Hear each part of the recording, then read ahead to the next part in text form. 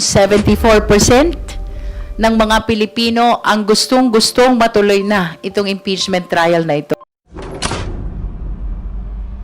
My opening remarks, I wish to share to the Filipino people that the 11 prosecutors is resolved.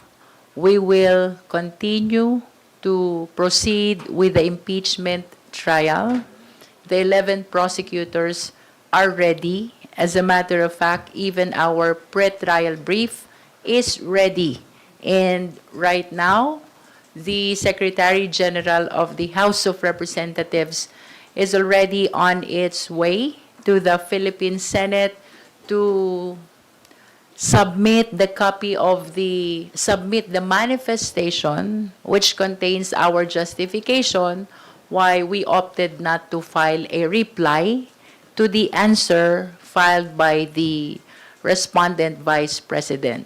Sa kabila po ng mga komosyon, irregularidad na nagaganap doon sa Senado ng Republika ng Pilipinas, ang 11 prosecutors po ay hindi natitinag at handang humarap sa papalapit na impeachment trial. We are considering the same timeline na inilabas ng former leadership. So we anticipate na June 18, ang 11 prosecutors po ay a-appear sa impeachment court for the first day of pre-trial conference, and on July 6 para po sa unang schedule ng trial naman doon sa impeachment court. Rest assured po that the 11 prosecutors are still very much focused on the preparation because we understand that regardless of what happening in the Senate, ito po'y constitutional duty. There is no option not to proceed. The only option is to proceed because this is obligatory on the part of the 11 prosecutors.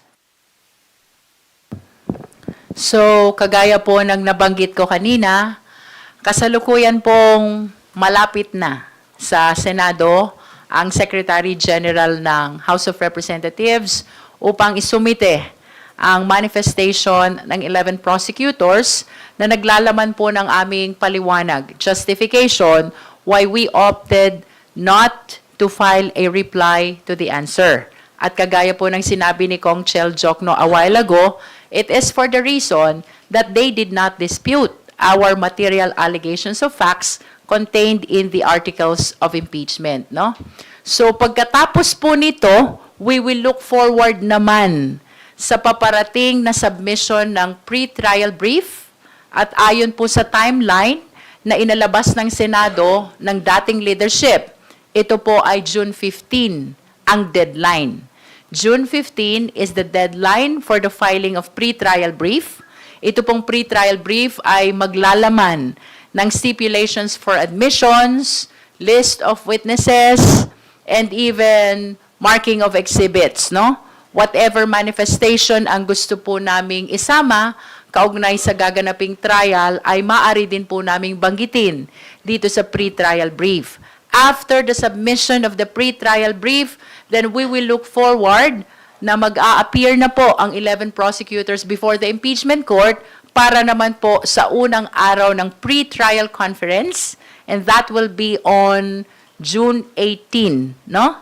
As I've been telling the public, wala po kaming official notices pa, but nonetheless, where our preparation is aligned to the timeline that was publicized by the Senate, particularly the former leadership.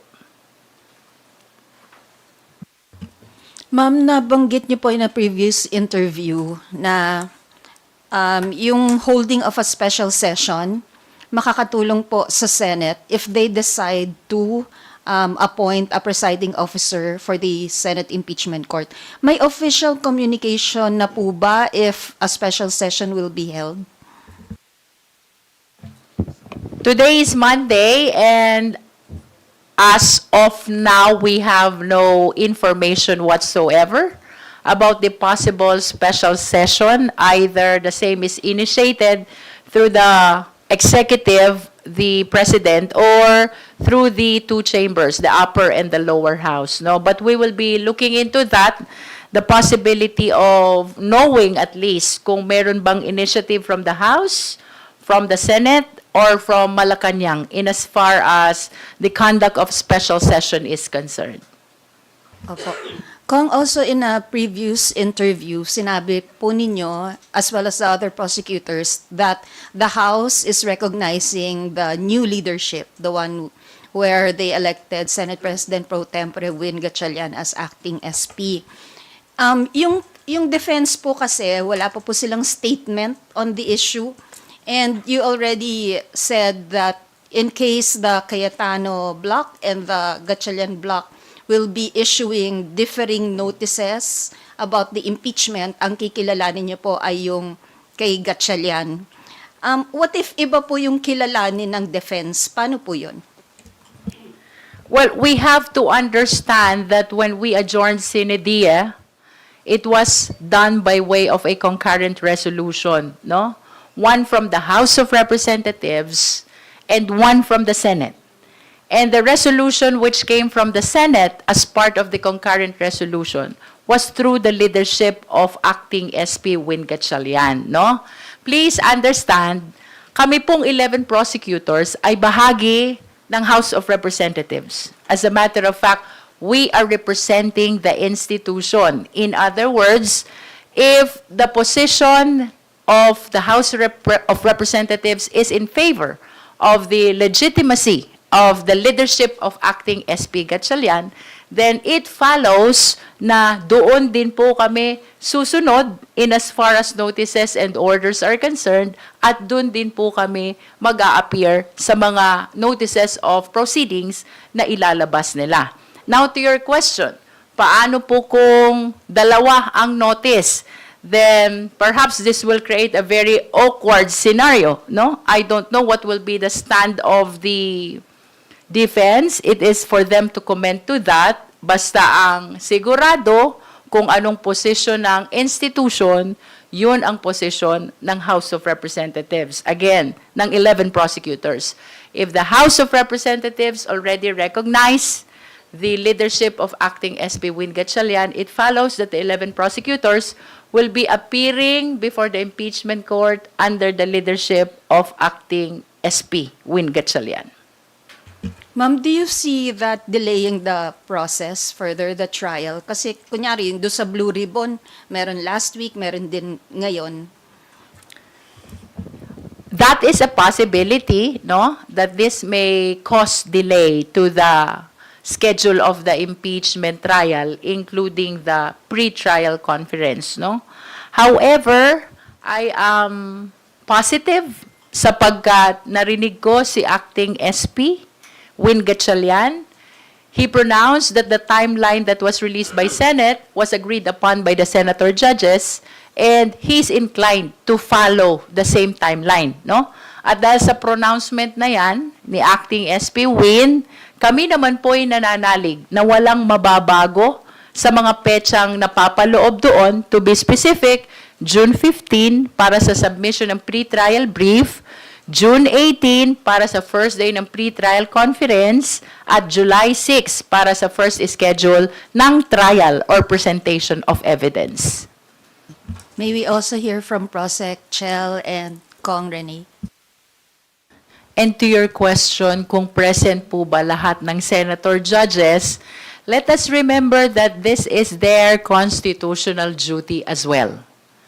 Kung ang 11 prosecutors ay merong tungkulin sa ilalim ng saligang batas to appear before the impeachment court and present the evidence for the prosecution, mayroon din pong constitutional duty ang 24 senators. And that is by witnessing the presentation of the evidence, and later on, upon conclusion of the presentation, by rendering judgment, which is either conviction or acquittal. Now I understand there have been a lot of discussions on the determination of quorum, on the determination of majority, no? Marami pong legal arguments ang nagsisirculate at napapanood natin.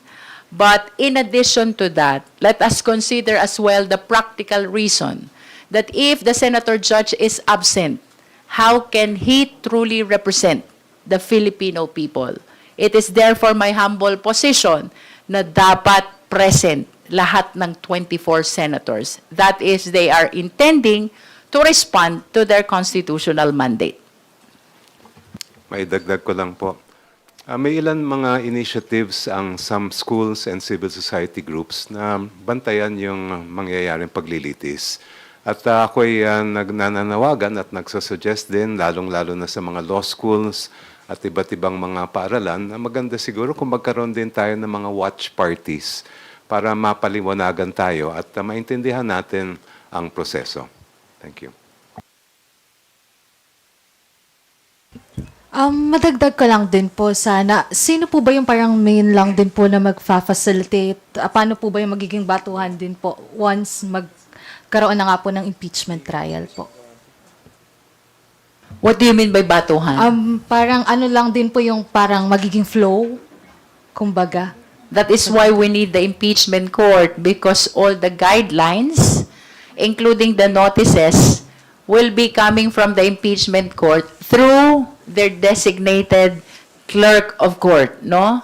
Kanina na-mention ko, up to this time, wala pa tayong official notices, and we are just relying to the timeline that was originally publicized by the former leadership, no? Ang lapit na po ng June 15, today is June 8, so I'm really hoping na within the week ay matanggap na po ng 11 prosecutors ang official notice about the filing of pretrial brief, about the start of pretrial conference, and about the start of the trial. This is very important na mayroong official notice because otherwise, the same will not be binding in either party. Thank you.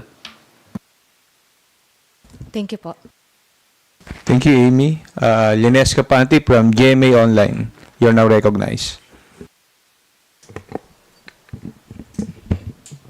Morning. Good morning po, ma'am. Sir, ma'am.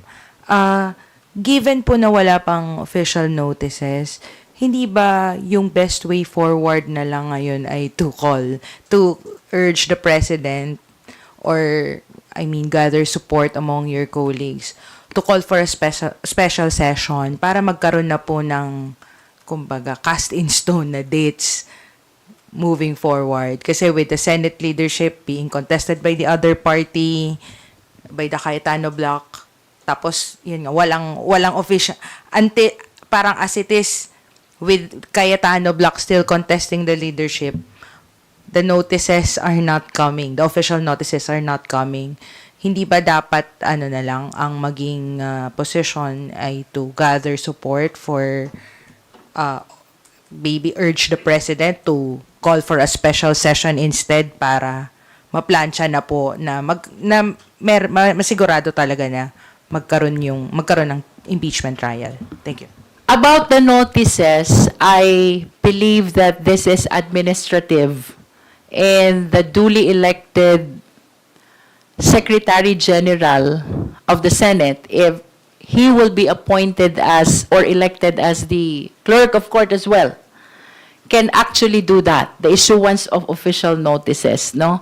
I remember in the past interviews, I made mention about calling a special session. This is with respect to the option of electing a presiding officer other than acting SP Win Gatchalian. Bagaman, I wish to express my faith and confidence to acting SP Win. Alam kong napakarunong niya, napakasipag niya, because I've seen him work for the past years already. Very diligent siya sa trabaho. And I believe na even if he is a non-lawyer, he can competently preside the impeachment court, no? Nonetheless, I made mention before the special session, that is only if they will be considering to elect a presiding officer other than acting SP Win Gatchalian. Otherwise, I think we can proceed if the problem is only the notices, because the clerk of court can actually issue that.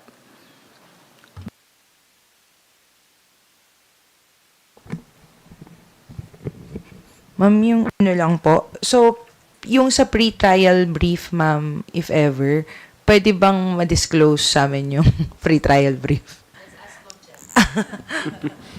Actually, hindi pa tayo sigurado kung ano yung dapat ilalaman ng pre-trial brief dahil hindi pa nga natin natatanggap yung notice. Pero kung titingnan natin yung nangyayari sa court, usually ang pre-trial brief, ang ilalaman yan, yung list of witnesses o number of witnesses, yung mga exhibits na mamarkahan, yung issues na ikakaharap sa korte, at yung mga stipulations or admissions. Generally, yan ang mga pinag-uusapan sa isang pretrial. Ngayon, as far as what will happen in the actual pretrial, that will all depend on the notice itself. Kaya inaabangan din natin yung ilalabas na notice. We have, as the chair has mentioned, naka-ready na ang aming draft. Pero siyempre, kailangan makita muna namin yung notice bago namin ihain yon. Thank you. Yung, may inclusion po ba doon sa pre-trial brief? Yung mga, kasama po ba doon yung mga na-present na sa Justice Committee? Or o kasama, yung subpoena po ba, would that be under the pre-trial brief or ibang stage pa yun ng trial? Sa court, usually, ang mga subpoena ay fina-file either at or before the actual pretrial. So, that is a possibility. No? As far as the evidence is concerned, ayoko munang banggitin kung ano yung mga ihaharap na ebidensya. Alam niyo naman ay mga strategy yan. Intay-intay na lang natin yan.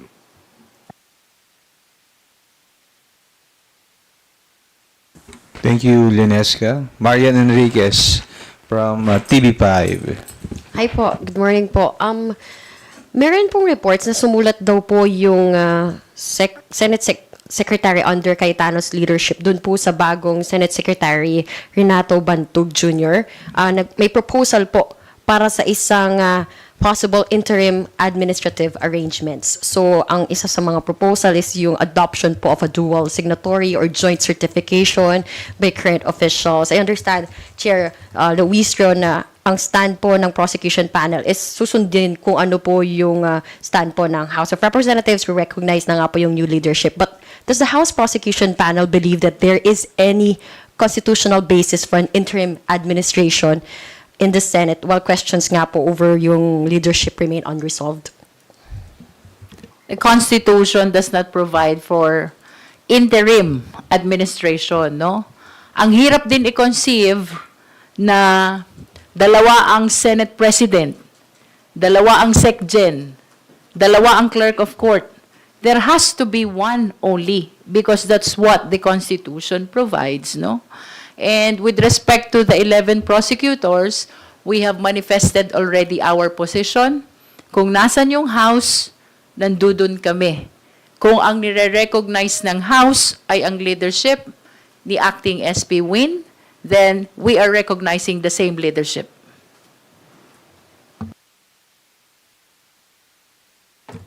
How important tingin niyo po yung stability ng Senate leadership to ensuring a credible impeachment trial? Ako, I have expressed my faith and confidence already to the present leadership in the same way that I express the same faith and confidence to the former leadership during their time, no? Remember that this is a constitutional duty. This is not a question of sino ba ang Senate President? Sino ba ang presiding officer? Sino ba ang clerk of court? This is a question of proceeding to trying the case and rendering judgment afterwards, no?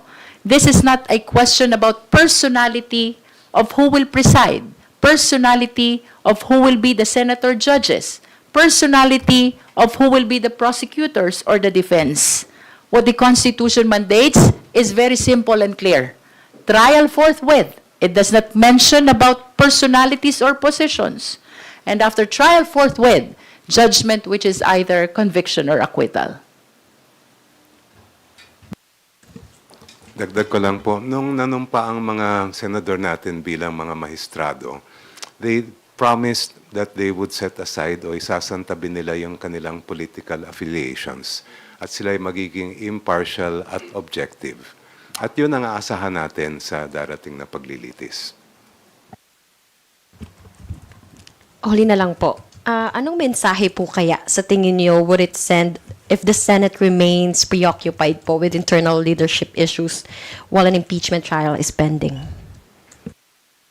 Magagalit ang mga tao. Yun ang klaro. Because the survey already shows the super majority of the Filipino people who are waiting for this trial, no? From my last recollection, 74% ng mga Pilipino ang gustong-gustong matuloy na itong impeachment trial na ito. And remember, the allegations in the present articles of impeachment are the same allegation in the articles of impeachment back in the 19th Congress. Ibig sabihin, we are dealing with the same questions on threat, confidential fund, bribery, and unexplained wealth. Which means, simula 19th Congress hanggang sa oras na ito, wala pa pong naririnig na kasagutan ang sambayanang Pilipino. So to your question, kung anong magiging consequence, anong reaction ng mga tao, certainly from my end, magagalit ang mga Pilipino if we keep on delaying this impeachment trial. Siguro ang dagdag ko na lang din, ang mensahe kung magkakaroon ng tuloy-tuloy na pagkakaroon ng delay ay isang araw na naman na hindi nauuna ang pananagutan. Isang araw na naman na hindi na pa-prioritize yung tanong, asan po ba napunta yung pera ng taong bayan? Asan po yung mga sagot para masabi natin na yung pamumuno ay naaayon hindi lang sa konstitusyon, pero sa anong pangangailangan ng mamamayan. Kaya nga po, as the days go by, nakita nating tumataas yung mga humihiling na magsimula na ang paglilitis. Dahil the longer this goes on, the longer these issues are unresolved, mas nararamdaman ng mamamayang Pilipino na hindi inuuna yung mga panawagan nila. Kaya po, para unahin natin yung priority of the Filipino people, kailangan nang magtuloy-tuloy yung paglilitis. Matagal nang iniintay ng sambayan ng Pilipino ang makita ang ebidensya at malaman ang katotohanan dito sa impeachment case na ito. At dapat wala nang maging sagabal sa trial sa Senado. I just want to add that I have an update about the filing of the manifestation, no? So, nag-furnish po tayo ng copy ng manifestation ng 11 prosecutors sa Office of the Vice President. We also furnished copy of the manifestation to Fortune Narvasa Law Firm.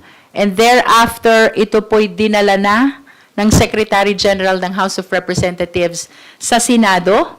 And it was received at exactly 11:15 a.m.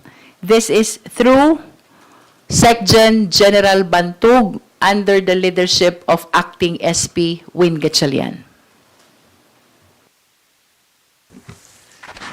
Thank you, Marian. We will now call on Isaiah Mirapuentes of Billionario. Hello, Kong. Good morning po.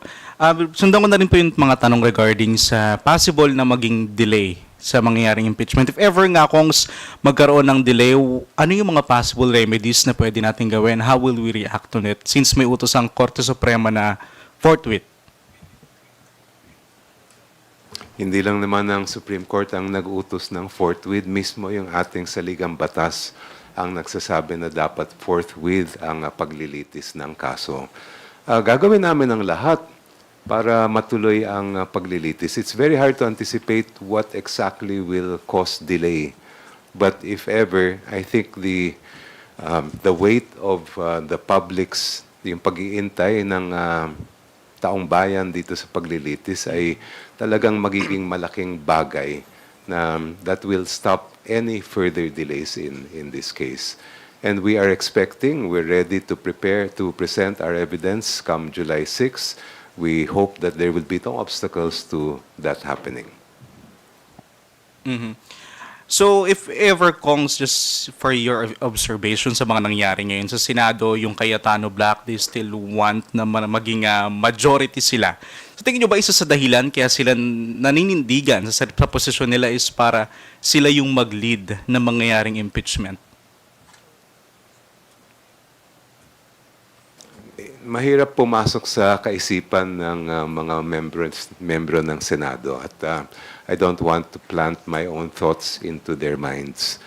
Of course, there's a lot of political dynamics to what is happening in the Senate. At the same time, to me, the command is very clear. Regardless of their political affiliations, regardless of what is happening between the two groups in the Senate, wala silang choice at ang tungkulin nila ay napakalinaw. Kailangan matuloy ang paglilitis ng kasong ito at dapat agad-agad ito mangyari. And regarding po dun sa tinatawag nating 18 Maleta Boys, which is some of the prosecution, nabanggit po yung pangalan nila last week. And sinasabi na rin natin na isa sa dahilan kaya po ito nangyari para rin siraan yung kredibilidad ng House Prosecution Panel. Do you think po ba this time nasira ba nila o hindi naman?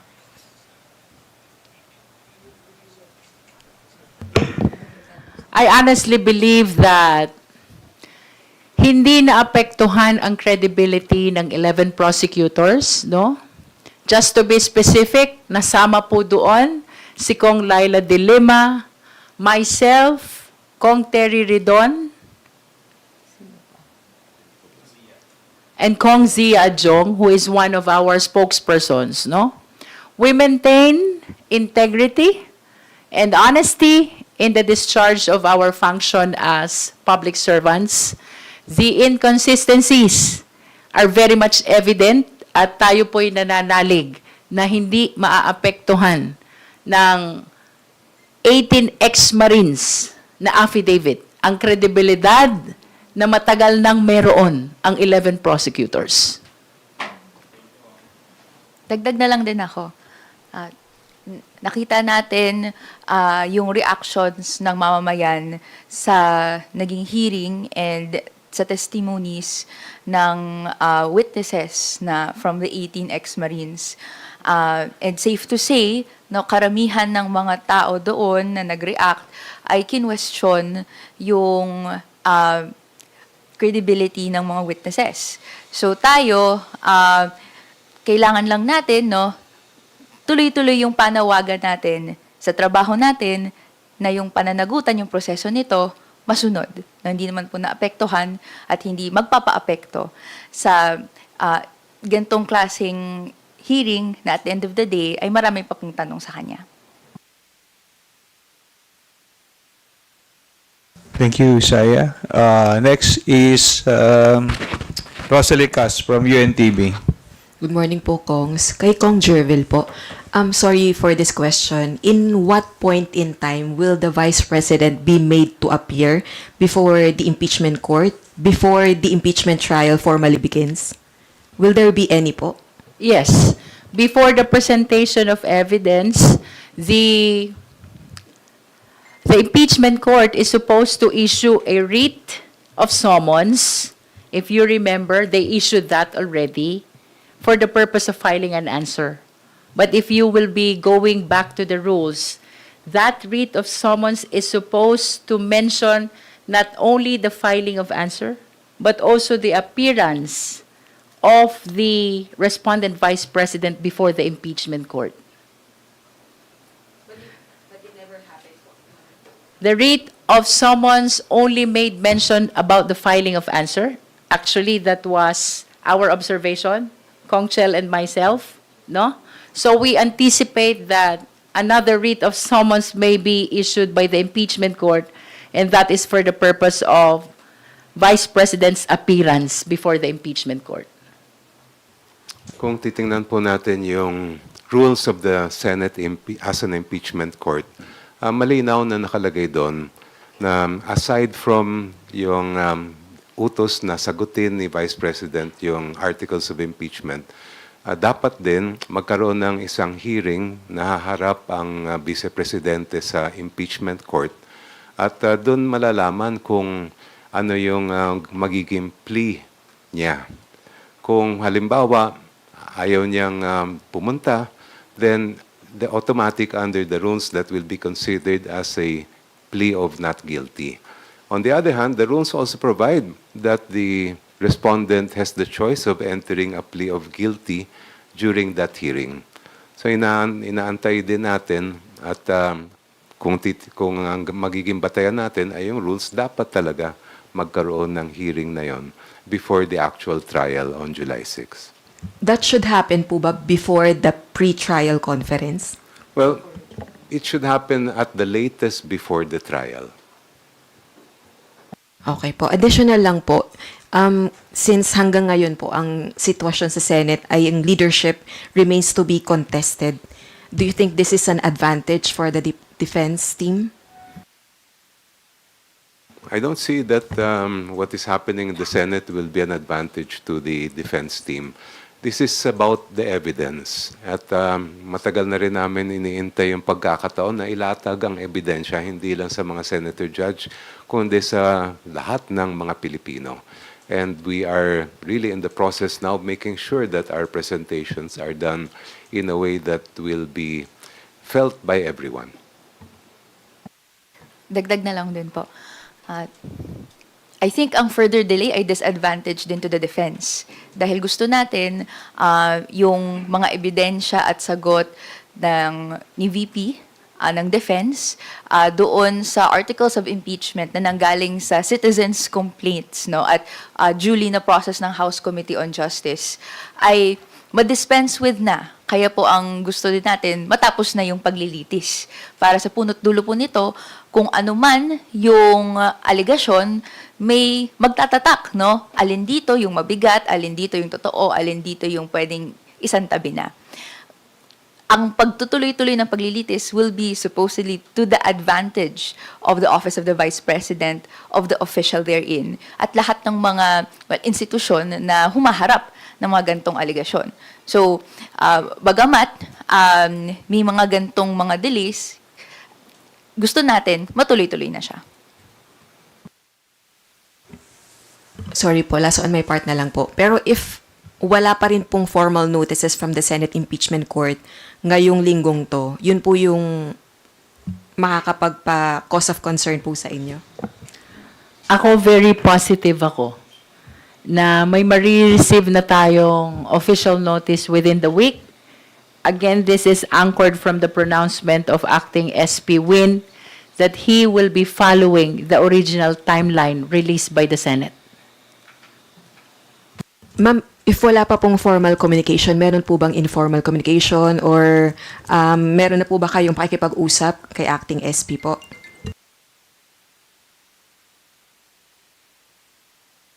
We are not aware if the leadership has communication with the new leadership of the Senate.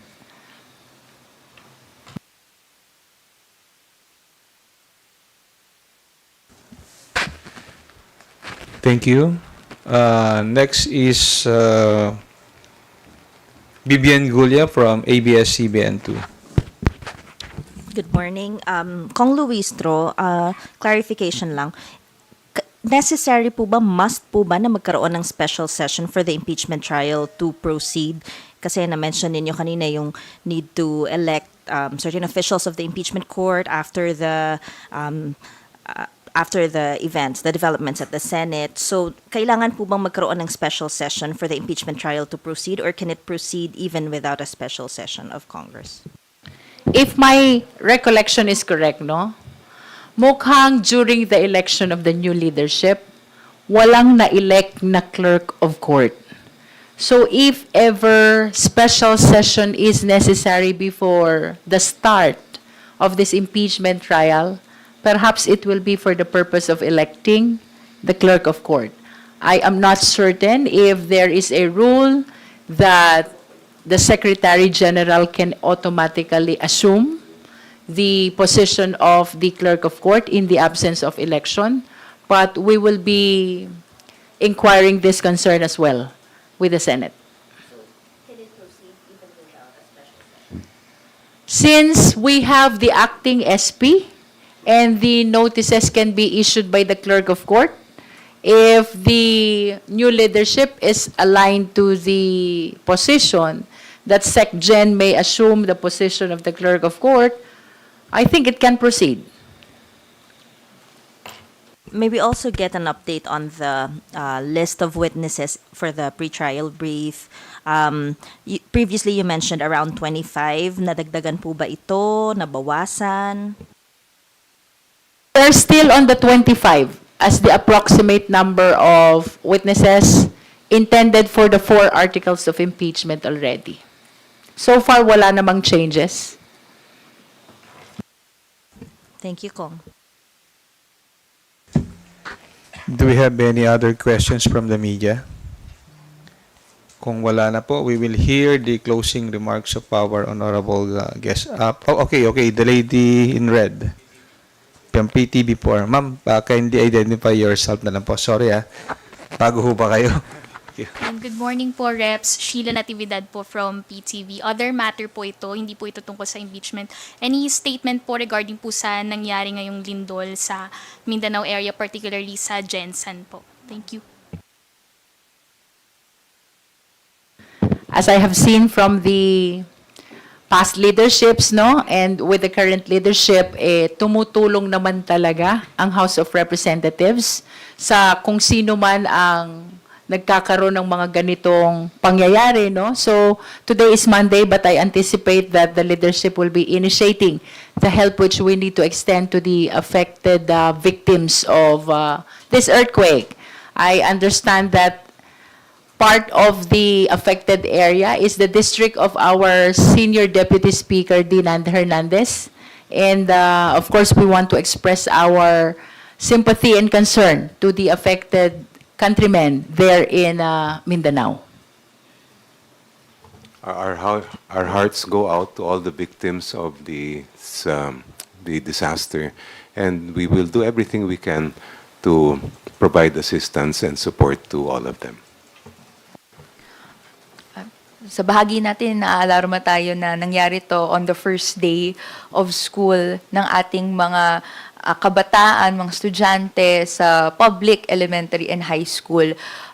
So hinihiling natin, no, and we're working towards, no, ensuring yung safety ng lahat, lalo na't ng mga anak na syempre nandito ngayon, dapat nagsisimula ng pag-aaral, pero may gantong kalamidad na nangyari.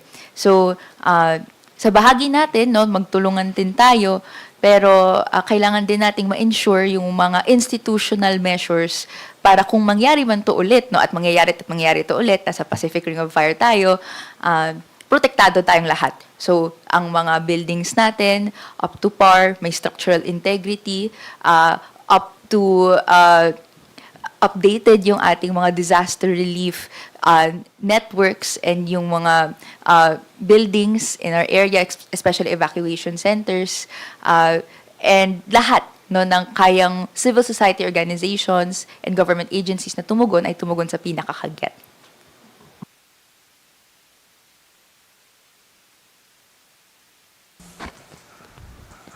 Do you have follow-up question, Sheila? Okay, with that, we will now hear the closing remarks of our honorable House leaders. Chairperson Luistro. Sa kabila po ng mga komosyon at issues ng leadership na nagaganap ngayon sa Senado, makakaasa po ang taong bayan na nananatili pong tapat sa constitutional duty ang 11 prosecutors ng House of Representatives.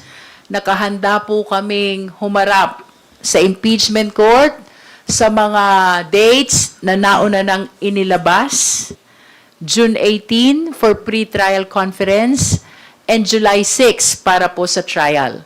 Sa lahat po ng ating mga kasama sa panunungkulan doon sa Senado, sana maging maayos na anuman ang mga differences na namamagitan between the former leadership and the present leadership. Let us all be faithful to the constitutional mandate. Trial forthwith, maliwanag po ito, at ito po ang matagal nang hinihintay ng sambayanang Pilipino. Sana po sama-sama nating tugunan ang pagtalima sa tawag ng ating saligang batas. Let us proceed to trial. Let us hear the evidence of the prosecution. Let us hear the evidence of the defense. And ultimately, let us witness our senator judges render their judgment, which is either conviction or acquittal.